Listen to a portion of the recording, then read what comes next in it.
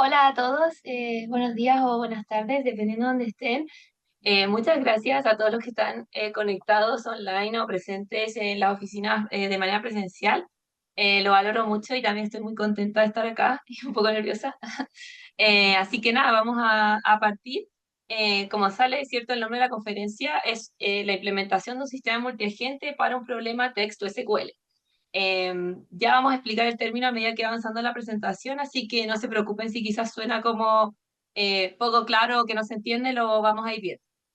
Entonces, vamos a partir primero con una introducción, que es más o menos para entender el contexto, ¿cierto?, de este proyecto. Yo trabajé específicamente en este proyecto durante una pasantía que tuve previo a trabajar en Clickit como AI Engineer en una empresa que se llama Infosys, y en este caso fue en Bangalore, en India, fue presencial la pasantía en ese caso, y yo trabajé en un proyecto que era específicamente dedicado, por decirlo así, al área de recursos humanos. Ahora bien, el problema que tenían en el área de recursos humanos principalmente era que los usuarios, las personas necesitaban acceso a datos, o sea, lo que queríamos era democratizar los datos, que no fuera necesario necesariamente, valga la redundancia, tener conocimientos técnicos de lenguajes de base de datos, query language, para poder acceder a las bases de datos.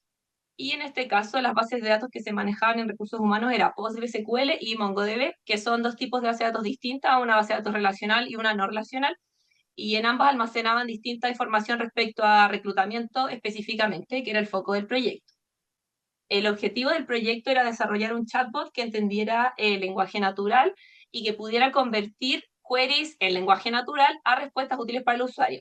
Con esto me refiero a que una persona puede hacer una pregunta, digamos, por ejemplo, hoy, ¿cuántas entrevistas hay agendadas para este día, por ejemplo? Y que el sistema por detrás sea capaz de ejecutar esa query a la base de datos, me devuelve el resultado y en el fondo a mí como usuario, tanto técnico o no técnico, me explique el lenguaje natural, ¿cierto? También esa respuesta, porque muchas veces las ejecuciones de query a bases de datos son respuestas muy verbosas o extensas que no son entendibles por sí mismas, por decirlo de alguna forma. Y hablando un poco más de la solución en sí, aquí viene como la parte de inteligencia artificial, que es que se implementó un sistema multiagente para esto, con un nodo o agente orquestador que va a ser el nodo o agente, yo les digo nodos, pero nodo o agente principal, que va a ir coordinando todo el flujo de las tareas que se van llevando a cabo para que se pueda resolver este problema. Ahora vamos a ver el stack de tecnologías que se utilizaron, así una revisión breve. Bueno, se hizo en Python principalmente, se utilizó también LangChain y LangGraph para todo lo que es el agente, ¿cierto? Y este diagrama que les voy a mostrar más adelante. Aquí tenemos Postgres y MongoDB, que son los logos respectivos de las bases de datos. Y por último también tenemos OpenAI y Azure, ya que a través de Azure nos conectamos a la API de OpenAI, ¿sí? Dicho esto, vamos a pasar ahora a una parte un poco más interactiva, que es qué es un agente. Y para esto yo los quiero invitar a todos, si es que se motivan, a responder la pregunta que tengo acá en Menti. De hecho, me voy a ir al tiro al Menti, que es sobre qué es lo que ustedes piensan que es un agente. Pueden ingresar en menti.com usando ese código numérico que sale arriba, o también pueden escanear el código QR y podemos quizás compartir todos un poco nuestra visión o la forma que tenemos de ver lo que son los agentes. Así que eso, las respuestas son anónimas, así que los invito a que contesten si es que tienen ganas. No pasa nada, van a ir apareciendo aquí en la pantalla, como aquí dice que un agente es un asistente, un ayudante, a modo de empezar la conferencia un poco más dinámicamente.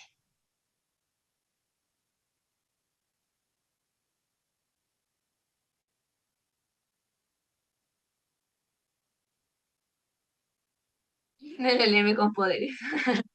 Me gustó esa respuesta. Una secretaria virtual, un automatizador, una herramienta. En verdad, yo también estoy muy de acuerdo con todas estas definiciones que están todos compartiendo respuestas. En verdad, los agentes en general pueden ser muy útiles para un sinfín de tareas, entonces estoy muy de acuerdo. Mejor amigo, sí, también puede ser. El cerebro. Bueno, hace cosas por mí, sí, es verdad. Un esclavo que se vengará. No sé si se vengará, pero bueno, un mesero muy capaz. Bueno, ok, muchas gracias por las respuestas. Bueno, eso era para interactuar todos un poco, ¿cierto? Ya que estoy remota, ¿cierto? Y las cosas son un poco diferentes. Y ahora sí vamos a volver a la presentación. Entonces, Sobre qué es un agente, ahora vamos a ver una definición quizá un poco más técnica, por decirlo así. Y un agente viene siendo un componente autónomo que está basado en un LLM, un Large Language Model, el cual puede razonar, decidir o actuar para poder alcanzar un objetivo. Y también puede usar herramientas, conectarse a bases de datos, tener memoria para guardar historial de conversaciones, etcétera, dependiendo de la tarea o la configuración que tenga. Pero lo más importante, creo yo, con lo que se quieren es que es un componente autónomo que está basado en un LLM y que es capaz de, en el fondo, tomar acciones diferentes para poder llevar a cabo un objetivo o una tarea específica. Dicho esto, ahora vamos a pasar, aquí ya no viene encuesta por si acaso, a cuándo usar agentes. Entonces, ¿cuándo yo podría querer usar agentes? Y esto igual es relevante porque la IA o los agentes y todo esto en general como que se puede meter a la fuerza en las tareas de manera muy fácil, pero en el fondo, ¿cuándo a mí me va a traer valor quizás usar agentes? Lo primero es que cuando tenemos tareas que son heterogéneas y con pasos secuenciales.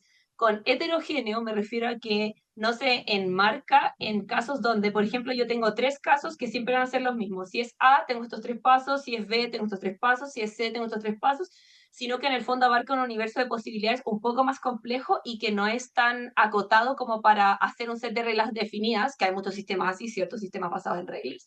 Entonces, por eso hablamos de tareas heterogéneas y que tienen varios pasos. Para eso sirven mucho los agentes. También esto nos ayuda a la modularidad y el debugueo, y esto es principalmente porque, bueno, como todos pueden quizá haber interactuado, saber cierto, obviamente, yo le podría preguntar quizá a ChatGPT prácticamente cualquier cosa y me va a contestar, pero cuando estamos quizás diseñando una aplicación que va a ser para usuarios que la utilicen, ¿cierto? Es más útil a veces tener no un agente como Dios que sea capaz de hacer todo, sino en el fondo tener agentes dedicados a su tarea específica, ya que eso va a aumentar digamos, como el accuracy o el rendimiento en su tarea específica y también va a ayudar a debuguear al momento de que yo tenga un problema, quizás en qué agente ocurre y cosas por el estilo. Dicho esto, el típico ejemplo de uso de agentes es para asistentes conversacionales complejas, y digo complejas porque hay muchísimas opciones de asistentes conversacionales para tiendas, para comercio, en fin, también para orquestación de tareas, etcétera, pero quizá pensar en un chatbot o en un asistente conversacional es uno de los usos más típicos. Y, o sea, incluso este proyecto se enmarca en un chat, en un asistente conversacional. Bueno, ahora vamos a hablar un poco de la arquitectura, ¿cierto? Del sistema, ya mucho contexto. Voy a mostrarles primero un diagrama que se puede ver un poco técnico, pero después vamos a irnos al core, que es como literalmente el sistema multiagente, pero, ¿cierto? Para abarcar todo como correctamente, vamos a ver primero la arquitectura, que es este diagrama que les presento por aquí. Tenemos en primer lugar, ¿cierto? Lo que vendría siendo el sistema multiagente, ¿cierto? Que está desarrollado en Python con la Graph y LangChain, que se conecta directamente a la base de datos, a las bases de datos, digamos, que están en MongoDB y en PostgreSQL. También tenemos acá la aplicación web, la interfaz de usuario. Cabe mencionar que yo no trabajé en la interfaz de usuario. Sí se conectaba, por supuesto, porque eso ya estaba hecho con anterioridad de cuando yo llegué al proyecto, pero yo me enfoqué netamente en esto y en poder conectarme a la base de datos, tanto como a los cloud services que se usaban, que son los que se muestran acá, que es Azure y OpenAI. Entonces, esperando que se hagan más o menos una idea de la arquitectura, ¿cierto? Pensando en la separación como de backend, frontend y quizás en los servicios cloud que se utilizan, que en este caso son de APIs. Ahora sí vamos a pasar como a la parte que yo considero más interesante y que es lo más importante de la conferencia, que vendría siendo el sistema multiagente. ¿Ok?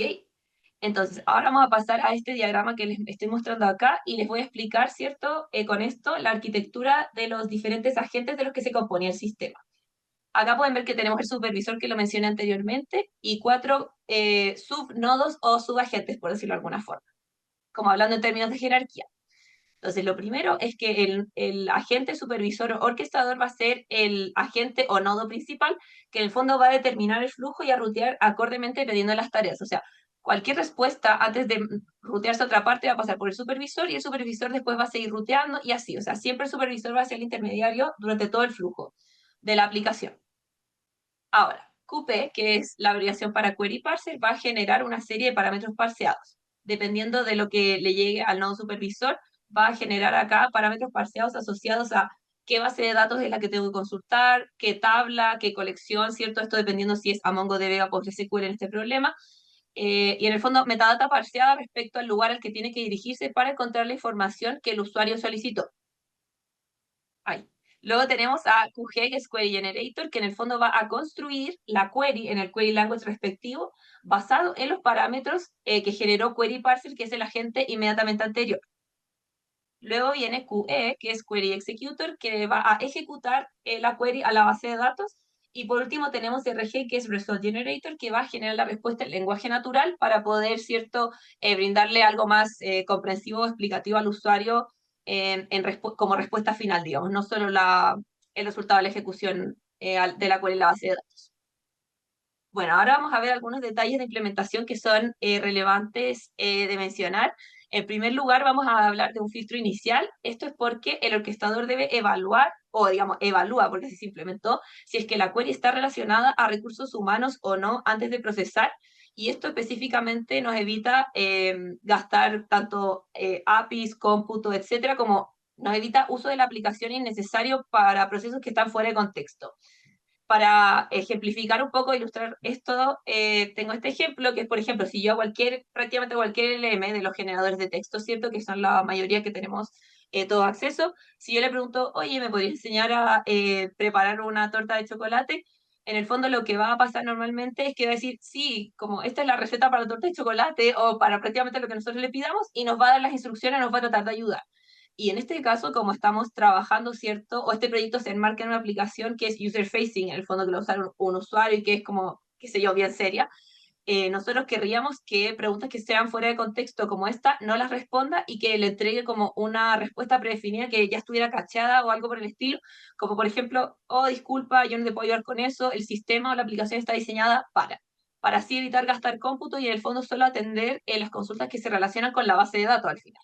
Entonces, eso por un lado, el filtro inicial es muy importante para descartar queries que están fuera de contexto o fuera del scope de la aplicación, por decirlo de alguna manera. En segundo lugar, el manejo de errores. Por ejemplo, si la ejecución de una query falla, el sistema tiene que tratar de corregir. Para esto necesitamos tener un fallback definido para cada posible error que pueda haber en el pipeline.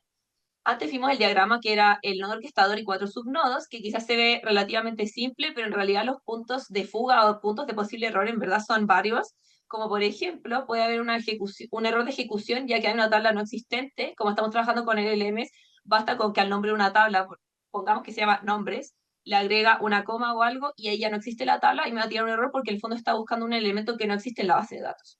Puede haber un error, ya que hay un typo, como que la query está mal formulada desde el inicio, tiene un espacio extra, tiene una coma o algo así, le falta un paréntesis. Puede haber un error de ejecución, ya que haya una base de datos no soportada. Como estamos trabajando con dos bases de datos, el LLM, ¿cierto? O los agentes van a estar tratando de generar queries para dos bases de datos respectivas. Y no sé qué es lo que opinará aquí la gente técnica, pero yo opino que los query language entre sí son bastante similares, entonces de repente quizá hay una query que quizás es válida para una base de datos, pero quizás no para la que está diseñada el sistema. Y por último, también de lo más común puede haber un error de API, que eso ya viene directamente de los servicios cloud. En tercer lugar, un poco respecto a integración visual. Esto lamentablemente no se alcanzó a implementar por temas de tiempo, pero algo que se quería hacer, ¿cierto? Y que quedó como pendiente era integrar al sistema la generación de gráficos o tablas para poder acompañar la respuesta para el usuario. Esto obviamente para mejorar la experiencia del usuario, acompañando las respuestas de elementos visuales. Muchas veces las respuestas que provienen, ¿cierto?, de una ejecución de una query o una base de datos pueden ser simples, pero muchas veces pueden ser bastante extensas y en esos casos ayudaría mucho o enriquecería mucho la experiencia del usuario quizás tener un gráfico o una tabla que ayude a visualizar eso y no solo leerlo en una explicación textual que podría volverse muy larga. Y por último, también en Implementation Details, vamos a hablar un poco sobre la estrategia de prompts. En primer lugar, es que tiene que haber una definición clara de la tarea que se va a hacer, una explicación bastante buena y clara de la tarea que va a hacer, en este caso, cada uno de los agentes que tenemos en el sistema. Por ejemplo, acá tenemos un extracto del prompt que se le pasa al nodo supervisor orquestador, que vendría siendo, digamos que quizás incluso el más importante porque el fondo es el que va a rutear absolutamente todo. Entonces aquí vemos que dice, tú eres un supervisor y orquestador responsable de manejar el flujo entre diversos agentes especializados. Los agentes del sistema son, aquí está formateado, ¿cierto? Porque como se desarrolló el sistema de manera incremental, sub-agents empezó siendo quizás uno de los subagentes y así se fue aumentando en complejidad, ¿cierto? Hasta que estuvieran todos los que les presenté anteriormente. Cada agente tiene una tarea específica y en el fondo aquí está como todo el prompt, que es bastante específico y bastante verboso, es mucho más largo que lo que se presenta acá, pero es para ilustrar un poco quizás la claridad que se necesita y que es muy relevante al momento de diseñar un prompt. En segundo lugar, tenemos la injection o la inyección, digamos, de la estructura de la base de datos. Esto es muy relevante porque los agentes de por sí no tienen por qué conocer mi estructura de base de datos y las bases de datos en general, ¿cierto? De las compañías, sobre todo mientras más grandes, son más complejas y quizás los nombres son mucho menos descriptivos de la información que contienen en realidad. Entonces, en este caso, a Query Parser se le pasaba directamente la estructura de la base de datos. Entonces, aquí, por ejemplo, viene punto, punto, punto, porque el PROM era un poco más largo. Aquí estoy mostrando específicamente el extracto donde se le inyecta la estructura de la base de datos. Entonces dice, la query del usuario va a especificar qué es lo que están buscando. Tú debes analizar la query, así como también debes analizar el siguiente JSON file, porque se la pasamos en un archivo JSON, que es un formato, ¿cierto?, para el archivo, que describe la estructura y las relaciones de las Available Data Sources, que viene siendo PostgreSQL y MongoDB, especificando data source, databases, esquemas, tablas, colecciones, columnas, atributos. Y acá les pasábamos eso. Para eso tuvimos que dedicar un tiempo no menor, digamos, en poder construir un JSON, no solo con la estructura de la base de datos, sino también muchas veces para las tablas y las columnas, quizás tener una descripción sobre la información que contienen, específicamente por los que mencioné anteriormente, que es que muchas veces los nombres de las tablas o de las columnas no son 100% descriptivos de la información que contienen. Dicho esto, y por último también tenemos el few shot prompting, que es muy importante en este caso también, que en el fondo darle ejemplos al LLM, ¿cierto? A la gente. Y en este caso también se le entregaba a varios agentes, ¿cierto? A lo largo del flujo, en sus distintos prompts, tenían few shot example, que en el fondo es para ilustrar cómo se vería quizá un ejemplo correcto y la respuesta correcta, y esto también para guiar el LLM para que tenga una mejor ejecución. Entonces, acá hay un ejemplo, ¿cierto? Y dice como, ¿cuál es el feedback score promedio para la entrevista con este ID? Y en el fondo aquí le pasaríamos, ¿cierto? Que la query para ejecutar es esta. Normalmente hay más de una query que podría ser correcta, pero en este caso le pasamos quizás la más correcta para nosotros y la respuesta correcta también que se tendría que dar en lenguaje natural. Eso también puede ser muy relevante y puede ayudar a mejorar el rendimiento de los LLMs en este tipo de tareas. Ahora sí vamos a pasar a un ejemplo. Traté de hacerlo lo más didáctico posible de cómo funciona el sistema. Entonces, en primer lugar, vamos a recibir una query, ¿cierto?, de un usuario que preguntó cuál es el estatus del job opening de la posición con ID 2742803. Entonces, esta query le va a llegar al nodo supervisor orquestador, ¿cierto? Por supuesto que va a pasar el filtro inicial porque esta es una pregunta que sí se relaciona con el contenido que encontramos en la base de datos. El supervisor, ¿cierto?, va ahora a rutear a Query Parser, que es el nodo que viene, y Query Parser en este caso va a devolver la siguiente metadata. En este caso, ¿cierto?, que este es un extracto real del proyecto, esta información va a estar disponible en PostgreSQL, en esta base de datos, en esta tabla y en esta columna. Acá tenemos quizás Table Collection, Columns, Attributes y quizás algunos nombres que quizás no son tan intuitivos, pero en el fondo es porque trabajamos con MongoDB, que es no relacional, y PostgreSQL, que sí es relacional, entonces teníamos que tener una suerte de compatibilidad, digamos, entre las dos bases de datos, y por eso hay algunos nombres que tienen slash, que podrían ser un poco confusos. Bueno, luego de esta respuesta de Query Parser vuelve al supervisor y el supervisor le da el visto bueno, ¿cierto? Digamos, la revisa y dice, ok, está listo para pasar a Query Generator.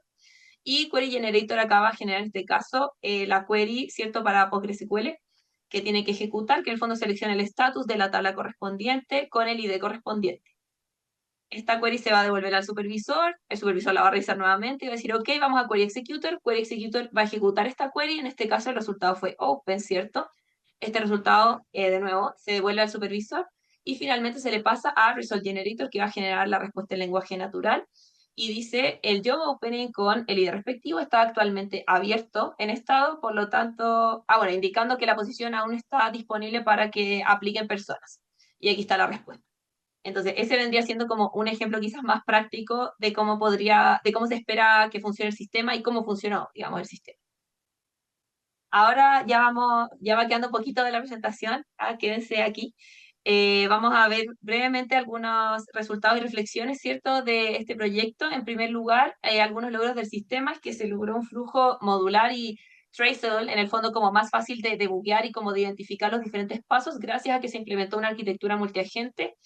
También la habilidad de poder manejar queries que provienen o que están pensadas para dos bases de datos en vez de una, ¿cierto? Que eso hace que sea un poco más fácil la tarea. Y también que se lograron respuestas en lenguaje natural creadas para el usuario. En segundo lugar, quizás los desafíos que fueron más relevantes fue, en primer lugar, el manejo de errores en las diferentes etapas del pipeline. En realidad esto es fue mucho de prueba y error. Uno cree que resolvió un problema en una parte y en la parte que viene inmediatamente después te surge otro y en el fondo es un proceso de debugueo y arreglo constante, súper intenso para poder hacer que el sistema sea robusto frente a todos los tipos de errores que uno se puede enfrentar a lo largo del flujo. También la adaptación a trabajar con dos bases de datos y también las time constraints, que es porque este proyecto yo estuve trabajando 2 meses, la pasantía duraba 8 semanas exactamente, así que eso igual fue un poco limitante, digamos, porque menos tiempo uno alcanza quizás a hacer menos cosas o tiene que apurarse más. Ahora, en cuanto a la evaluación, y esto es algo que yo reflexiono quizás de cómo lo haría diferente el día de hoy, es que no se utilizaron frameworks de evaluación automatizada como los hay hoy en día para aplicaciones basadas en LLMs, como lo son DeepEval, Arise Phoenix, y estoy segura que hay muchas más. Esto en realidad habría sido súper útil para poder tener una manera estandarizada y definida de evaluar al sistema. Uno, por supuesto, que puede probar manual, quizás con queries y respuestas, que en el fondo es lo que se hizo durante la pasantía, pero hoy en día existiendo estas herramientas sería mucho más valioso utilizarlas también para validar de mejor manera el sistema a medida que se desarrolla. Y por último, en cuanto a aprendizajes, bueno, yo aprendí mucho de orquestación de agente y modularidad, también a trabajar con bases de datos diferentes y también a colaborar en un entorno internacional. Éramos varios pasantes que vamos trabajando en un distinto proyecto y eso también fue muy entretenido. Bueno, ahora sí, volvamos a la última dinámica que tenía preparada para hoy, que era, voy a pasar al tiro mejor aquí, al Mentimeter, que es que si ustedes tuvieran que trabajar en este proyecto, extenderse, ¿qué es en lo que ustedes se enfocarían primero y por qué? Por si también se quieren motivar a participar. Eso, no tienen, son anónimas las respuestas. Eso, por si alguien quiere responder, vamos a esperar un poco. La otra vez, la pregunta anterior se demoraron un poco en cargar o quizás se demoraron en responder, desconozco. Pero eso, vamos a dar unos minutos, si no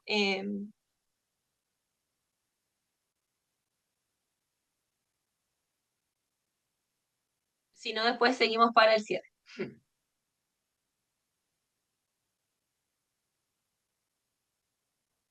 Entrenamiento. Bueno, entrenamiento me parece interesante. En este caso, o sea, como estamos usando una API directamente, en realidad el modelo no estaba siendo entrenado, pero a los modelos, que en este caso son generadores de texto, como son los de OpenAI que se utilizan, igual se les puede hacer un fine-tuneo mediante la plataforma de OpenAI, como un fine-tuneo quizás más dedicado a ciertas tareas, pero yo creo que dependiendo de la complejidad de la tarea podría no ser necesario. A ver, quise también aprender sobre el prompt de cada rol. Sí, sí, totalmente. Yo estoy de acuerdo. Creo que también quizás dedicarle un tiempo a iterar más sobre cada prompt sería bueno y es algo necesario. En el fondo, como estarlos puliendo constantemente y quizás hacer una evaluación más finita, por decirlo así, más granular o dedicada a los prompts que tienen cada rol. A ver, también dice acá utilizar las nuevas herramientas en el mercado para evaluar de manera más fácil. Ah, sí, totalmente, totalmente. O sea, cada vez hay más herramientas de evaluación y yo estoy muy de acuerdo también con esto. Varios supervisores para ampliar el alcance. Ay, bueno, me parece muy interesante este también.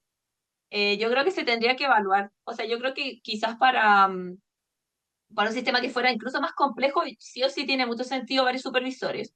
Quizás para este se tendría que evaluar, pero definitivamente que podrían implementarse varios supervisores dependiendo del proyecto o la complejidad quizá a medida que escala. Oye, disculpa, aquí se está. Voy a cerrar esto.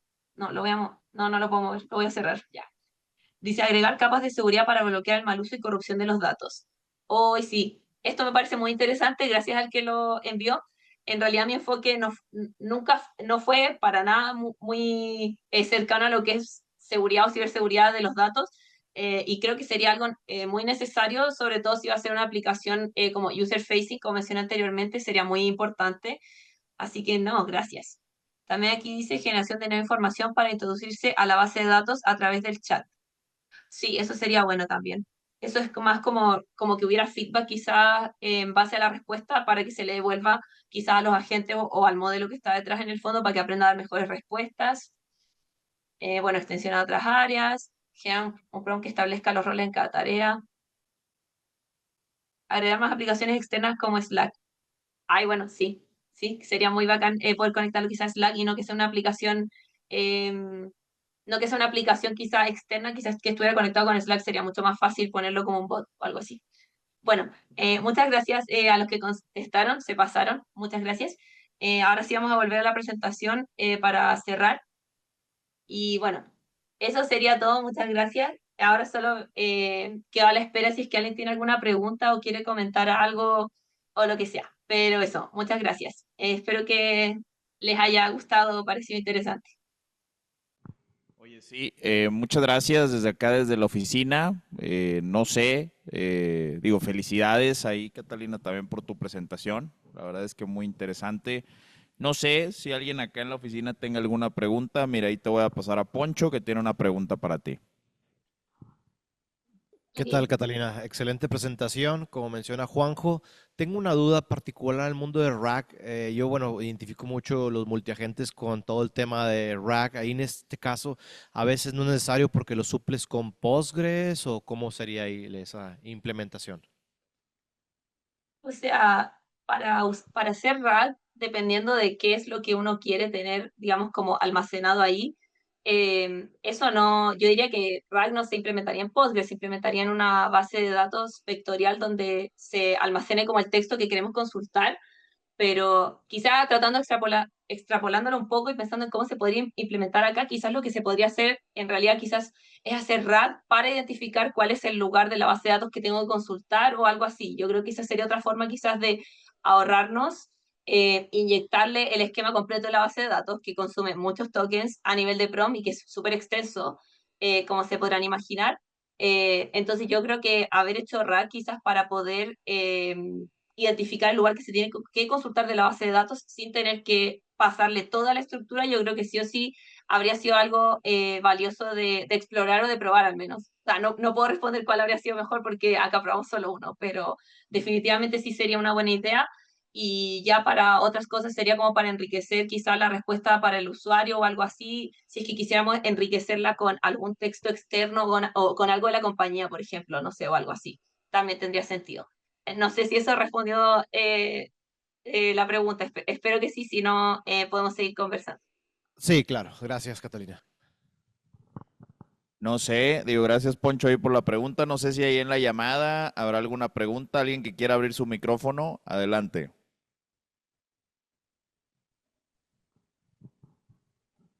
Hola, Ahí ¿me creo que escuchan? Rey quiere preguntar. Sí, justo aquí estoy, pero el Hola. mouse se había apagado. Hola Catalina, primero darte las gracias porque súper conferencia, súper interesante, aprendí muchísimo. Y ahora quisiera uno hacerte una pregunta en cuanto a los roles y luego una aclaración. Para la definición de roles vi que lo fragmentas como en espacios muy pequeños. Son cosas como muy Sí. específicas. Está que sí, el query generator, luego está como el evaluador, luego está el que lo ejecuta. ¿Cuál es el beneficio real y por qué no hacerlo, por ejemplo, el que analiza el query, por qué no ejecutarlo de una vez para retornar la respuesta? Ok. Sí, obvio, ahora te respondo. Bueno, hay varios aspectos que debo mencionar para responder esa pregunta.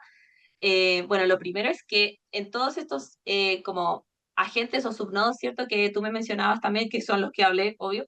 em, Cada uno de estos tenía un paso de revisión adicional luego de haber generado su respuesta, digamos, query parser, query executor, todos esos tenían como una revisión antes y después. Entonces, como dividirlo, por decirlo así, en nodos tan, o en agentes, discúlpeme, tan específicos, principalmente era para poder hacer estas etapas de validación constantemente, porque en un experimento inicial que tuvimos, como dije, igual fue poco tiempo, pero en un experimento inicial que tuvimos, como que habían demasiados errores al principio usando menos agentes. Entonces, principalmente por eso, igual es algo que se discutió como con un equipo. Yo tenía un supervisor, ¿cierto? Y un jefe, y en el fondo la arquitectura fue discutida en grupo, y yo al principio igual quería que fueran un poco menos, de agentes. Tampoco estaba tan de acuerdo con que estuviera tan granularizado todo, pero principalmente la justificación para eso es que había un paso de revisión como antes y después en cada uno de ellos, como para explicar un poco quizás por qué es tan granular, que entiendo que no necesariamente haga tanto sentido. Vale, gracias. Eh, Y luego, si me lo permiten, una duda que me surge sobre el manejo de distintas bases de datos para un proceso como este. ¿Cómo se podría hacer para identificar, entiendo que con el esquema de base de datos ayuda bastante, pero para identificar en qué base de datos está la información y generar el query específico para cada caso de uso? Este caso Postgres es muy distinto a una base de datos no SQL como Mongo, por ejemplo. Bueno, en este caso, lo que nosotros hicimos, no sé si quizás quedó, si no quedó claro en la explicación, quizás sí, quizás estoy siendo redundante, no sé, pero obvio que considerando que las bases de datos son súper complejas y que también como mencioné anteriormente, disculpa por repetirme, que los nombres muchas veces no son descriptivos ni nada, lo que nosotros hicimos fue ya exportar como toda la estructura en un JSON, que eso es algo relativamente simple, pero sí se trabajó como en las definiciones como de por tabla y por columna y todo eso, ir dando como una descripción, como añadimos un campo adicional que era escrito manualmente, que era de descripción de lo que contenía la tabla y también de las columnas de qué es lo que contiene cada columna en el fondo, para guiar un poco más quizá a que ciertas palabras clave que puede hacer el usuario en la query se puedan mapear, ¿cierto? Como al campo de descripción que se tenía en el JSON que se le pasaba con la estructura de la base de datos. Pero yo creo que se puede mejorar de otra forma, probablemente sí. Ese es el approach que nosotros usamos en ese entonces, digamos. Buenísimo, Ay, no gracias. sé si... Ay, lo siento, espero haberte contestado. Sí, sí, gracias. Gracias por las preguntas. Yo tengo una pregunta y digo, me disculpo antemano si a lo mejor es algo muy general, pero va relacionado a la orquestación de los agentes, ¿no? O sea, tienes varios agentes funcionando ahí y creo que hasta ayer en la charla que teníamos de fundamentos de agentes de IA salía eso como una de las preguntas principales, ¿no? O sea, ¿cuáles son algunos de los retos, ¿no? Que tienes cuando orquestas varios agentes, cómo saber lo que, o sea, que reciba una respuesta un agente del otro y cómo la procese y demás, así, o sea, ¿tú qué proceso viviste en ese aspecto? O sea, qué retos, no sé si hay tips también ahí al momento de orquestar agentes o así. Te digo, es muy general, pero no sé si tengas algo que decir al respecto. Adelante. Ya, gracias, Juanjo. Bueno, voy a tratar de contestar lo mejor que pueda. Específicamente para este proyecto se usó una arquitectura multiagente, o sea, disculpe, una arquitectura con un agente orquestador. Hay otro tipo de arquitecturas, en realidad no se me vienen todas a la mente, pero hay varias más. Pero, por ejemplo, una arquitectura secuencial es muy diferente de una arquitectura con un orquestador. Yo diría que una arquitectura con un orquestador yo creo que sí, definitivamente implica un costo adicional porque en el fondo estás haciendo más llamadas todo el rato al LLM, pero sí o sí tener un nodo orquestador te ayuda mucho más a tener un poquito más de control, por decirlo así, a que se genere la respuesta que en el fondo es como que alguien esté revisando, ¿cierto? O sea, por eso se llama nodo supervisor o orquestador. Entonces, en realidad aquí la experiencia, yo diría, de orquestar los agentes no fue tan compleja, ya que se trabajó mucho en el orquestador antes de pasar al desarrollo de los demás agentes, pero yo creo que si se trabaja con otra arquitectura donde no hay un orquestador, eso yo creo que es más retador aún, porque ahí es más difícil como tener control, por decirlo así, de lo que están haciendo y en el fondo cómo estás revisando o traqueando que los agentes hacen lo que tú esperas o cómo manejas los errores. Esa sería mi respuesta. Ok, sí, muchas gracias. Digo, entonces aquí el secreto está en esos nodos orquestadores, ¿verdad? Que a lo mejor ahorita es lo que estoy cayendo en cuenta, que tú tienes ese nodo orquestador, ¿verdad? Y entonces, gracias. Ahí creo que Beto, ¿verdad? Levantó la mano, entonces adelante, Beto. Sí, ¿qué tal? Buenas tardes, ¿me escuchan? Sí. Ah, excelente. Primero, muchas gracias, Catalina, por la presentación, muy fructífera en términos de información. Tengo una duda pequeña en relación a los frameworks que mencionaste. Ahí, disculpa si me equivoco con el nombre, alcancé a notar nomás uno, Deep Eval, y los que comentaste. Esos, Sí. si no me perdí en la plática, comentaste que faltaron usar esos frameworks. ¿Cuál hubiera sido la ventaja de haber utilizado este tipo de frameworks? Em, bueno, yo creo, bueno, después, no sé si se comparte la presentación, si no, después puedo anotarlos en el chat, si es que es necesario, pero pucha, yo creo que si estamos desarrollando quizá una aplicación que en el fondo, en ese caso iba a ser como para uso interno de una empresa, ¿cierto? Pero Ujú. quizás las mejores prácticas, pensando en que va a ser algo que no necesariamente es para una empresa, sino que es como para clientes en general, yo creo que tiene mucho valor usar herramientas que sean estándar, porque toda la validación igual uno la puede hacer manual, pero en el fondo te da como más fuerza o más valor o credibilidad en el fondo usar frameworks conocidos de código abierto, en este caso son los que yo mencioné, Ujú. para poder validar el sistema. Entonces yo creo que eso le da como mucho más poder en el fondo y a la validación, como que es una validación más real. Hacerlo de manera manual yo creo que es bueno quizás para testear o para pruebas de concepto, pero yo creo que principalmente por eso son buenos, o sea, evaluarlo así. Es mucho mejor para presentar el producto, lo diría yo, en términos simples y además que hacen que sea mucho más como estandarizado o fácil evaluar. O sea, cuando evaluamos aplicaciones que usan IA o LLMs, no podemos hacer unit testing, que es como lo que todos querríamos, y estos frameworks vienen a ayudarte a que sí puedas automatizar un poquito más las pruebas, por decirlo así. Ok, excelente. Muchísimas gracias. De nada. Gracias por tu pregunta. ¿Alguien más ahí en la llamada que tenga alguna pregunta o acá en la oficina? Sí, yo. Dale. Hola. Mi duda es, ¿alguna razón por la que usaron directamente llamadas a la API en vez de un MSP de Postgres y Mongo? Em, no hay una razón en particular y en verdad creo que tienes mucha razón. Yo creo que, bueno, MCP igual salió hace un tiempo, pero yo creo que ha empezado a ganar más fuerza recientemente y en este caso no te podría dar una súper razón por la que decidimos hacer la llamada directamente en vez de MCP. Yo creo que hoy en día sí quizás sería mejor usar MCP para poder conectarnos a las bases de datos o a las distintas herramientas que se tenían. Va, gracias. Una segunda. Ahorita que lo ves a lo mejor en retrospectiva y con más experiencia, ¿qué crees que se podría mejorar o qué crees que hubieras hecho mejor en el proyecto? Em, Bueno, o sea, yo creo que teniendo quizá un poco más de tiempo, sobre todo, yo creo que quizás hacer como todo un poco mejor. O sea, lo mismo que mencionas tú de cómo conectar el LLM con las distintas herramientas, yo creo que hoy en día sí sería mejor hacerlo con MCP. Yo creo que repitiéndome con los frameworks de evaluación, yo creo que eso habría sido muy bueno porque en el fondo este desarrollo fue como granular, como que partimos con el orquestador y uno de los subnodos y luego fuimos agregando y haciendo las pruebas todo el rato. O sea, con dos probamos, con tres probamos todo el tiempo. Y haber hecho todo ese proceso de desarrollo usando un framework de evaluación o unas pruebas estandarizadas al menos, ¿cierto? De cierta forma, habría sido muy valioso. Entonces yo diría que quizá esas dos cosas son lo principal, entendiendo que hay muchas potenciales áreas de mejora, como pudimos ver antes, ¿cierto? En la encuesta anterior. Muy bien, gracias. Así es. Perfecto. ¿Alguien más ahí en la llamada? Adelante. Ah, mira, acá Poncho tiene otra pregunta. ¿Qué tal, Ok. Catalina? Esto es más para nosotros en ventas. Yo como director, bueno, en todo el común denominador de AI y agentes es LangChain. ¿Qué otras alternativas tenemos para utilizar LangChain? Ya sea en la nube o reemplazos, porque a veces puede que nos pase que estén utilizando otra herramienta y nosotros decimos que no tenemos experiencia y bueno, pues son alternativas que yo puedo decir que, bueno, pues no dominamos X herramienta, pero es lo mismo que LangChain y nosotros podemos entrarle a ese proyecto. Entonces quería tener un panorama, qué alternativas hay si no utilizamos LangChain.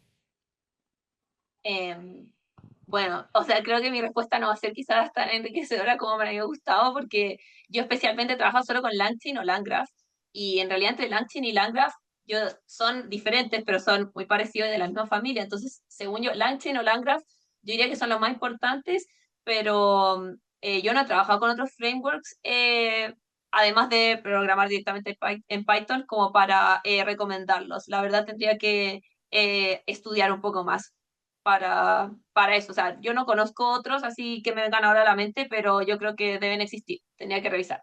Además que hay muchos también, ¿cómo decirlo? Como programas actualmente que son como de low code o no code, que también te permiten hacer agentes. Y yo esas herramientas no las manejo tanto porque como son no code o low code, no las utilizo. Pero también se podría usar, sí, el SDK, que es el SDK de Google. que eso también te ayuda a desarrollar agentes. Sí, y de hecho quizá hay uno en OpenAI también, pero el de Google sí, sí lo conozco, aunque más no lo he utilizado. Muy bien, ahí ya quedó respondida. Y gracias, Poncho, por la pregunta. ¿Alguien más ahí en el chat o en la llamada? Pues parece que no. Entonces, compañeros, pues antes de cerrar, les pido un aplauso acá para nuestra compañera Catalina, ¿verdad?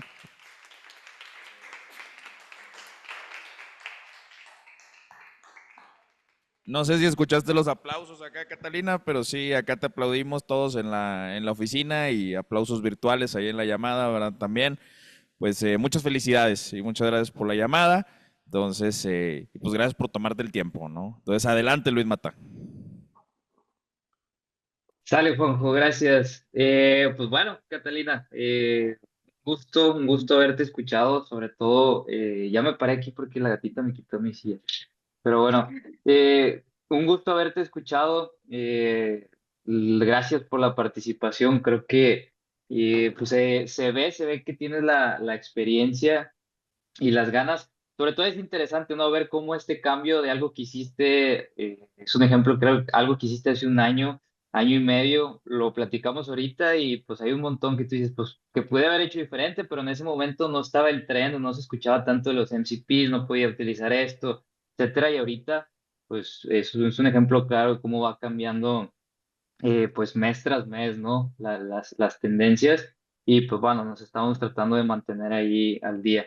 Entonces, pues te mandamos pues felicitaciones, te mandamos saludos hasta allá, hasta Chile y pues bueno, es importante que mucha de la gente de Clicky de ahorita pues le ponga cara al nombre de Catalina, que te habían escuchado por ahí en varios proyectos y cosas, entonces, pues bueno, agradecidos con tu participación. Eso sería todo por la sesión de hoy. Les pedimos que sigan asistiendo a las conferencias. Ya vieron que los temas son bastante interesantes, nos dejan muchísimo, muchísimo aprendizaje. Y sobre todo ahorita que vi mucha participación, te hicieron muchas preguntas, se nota donde la gente se interesó en lo que estabas comentando. Entonces, pues bueno, gracias a todos los asistentes. Nos vemos más tarde en la siguiente conferencia. Entonces, pues, bueno, bonito día Ay, y estamos en contacto. alcanzo a añadir algo muy Sí, breve, es que se me olvidó mencionar un framework, ya sí, que sí, sí. Poncho preguntó, es que hay uno que Dale, uso dale. siempre, ya, que lo uso siempre, que como que se me olvida que lo uso, que es Pydantic AI, lo recomendé en el newsletter cuando me toca hacer recomendaciones, y eso es muy importante para hacer la gente, disculpen, eso, gracias. Gracias, gracias. Sí, Gracias por la... perfecto. Gracias, Catalina. Lo apuntamos y pues bueno, ahí cualquier cosa, dudas que tengan respecto a esta conferencia o alguna otra, pueden contactar directo a los conferencistas y pues créanme que con gusto van a resolver ahí sus comentarios. ¿Sale? Bonito día para todos. Adiós a Gracias. todos. Simón. Adiós, adiós.